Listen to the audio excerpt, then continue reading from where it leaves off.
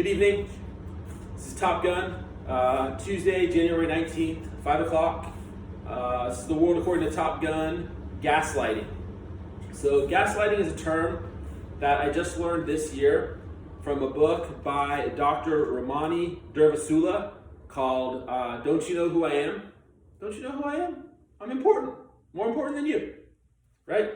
So gaslighting is when somebody invalidates your feelings and perceptions. So let me give you an example.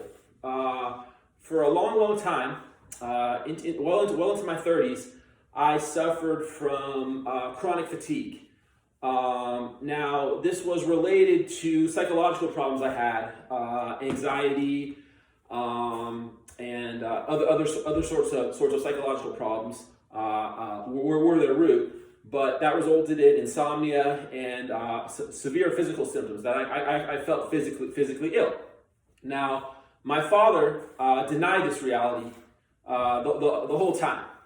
He said that there's nothing wrong with you physically; it's all in your head, this and that. And I said, and I tried to explain to him, look, I agree with you that the root is psychological, but all this psychological stress has resulted in insomnia. It's resulted in things that have compromised my physical health. And my dad just wasn't going to validate that. He continually denied that, and he gaslighted me.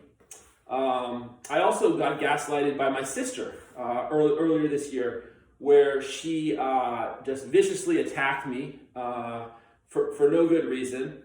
And I told her, look, you crossed the line and you need to apologize because I can't tolerate that kind of abuse.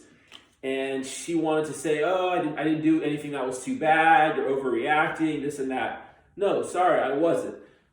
So many months later, she tried to reconcile with me, but I said, yes, I'd like to reconcile with you, but on condition that you apologize for what you did, because I'm not going to simply let you get away with toxic behavior. And again, she just kind of dismissed it and said, there was nothing to apologize for, and this and that. So that's gaslighting, and those kinds of things, it's very, very toxic. And today I read an article by Kirsty Taylor on Medium. And she was in a toxic relationship in college where her boyfriend continually invalidated her feelings and her perceptions. And for her, it caused her to actually question her sanity and her connection to reality. So it ran really deep. For me, I always knew that I was right and they were wrong, and it was just hurtful. But for her, she actually questioned if she was wrong. And so it's very important to surround yourself with people that are going to validate and support how you see things and how you feel. Now, look, you can be wrong. Like let's say I was actually a hypochondriac. Well, in that case, that's a different story. But I'm talking about when you're right, when you're seeing things clearly, and people won't validate that. And we can get into the reasons for why, what's wrong with them, what's wrong with their psychology. But gaslighting is very damaging.